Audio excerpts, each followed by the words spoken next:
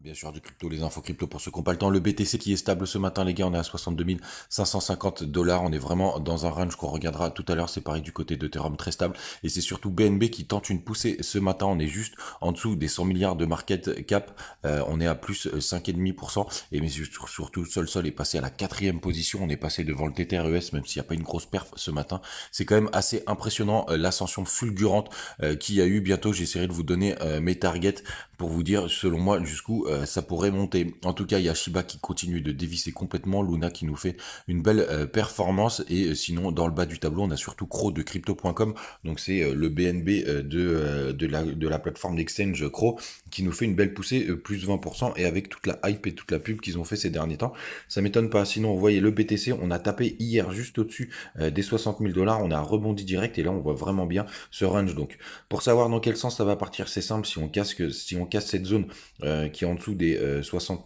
600 dollars, ben pour le coup, on devra avoir une correction plus profonde qui nous amènerait rapidement aux 57 500 dollars. Après, à voir si ça tient ou si on repart direct. Et si on repart au-dessus des 63 000, là, pour le coup, on repartira à l'assaut de l'ancienne ATH, voire un peu plus haut. Donc, ça sert à rien de vous prendre la tête. Vous mettez des alertes entre les deux et vous verrez. Sinon, du côté du BNB, donc hier, je vous parlais des W Weekly, et là, je suis toujours en Weekly, et vous voyez une fois de plus, cette pattern bullish se confirme. Et vous voyez ici, on a testé la neckline, et après on est reparti assez fort. Donc on va voir, on pourrait avoir un retest pour repartir derrière, mais maintenant vous connaissez bien les W Weekly. Sinon les gars, IOTX, je vous avais dit hier, surtout pas rentrer là-dessus, c'est complètement vertical, on a perdu 25%.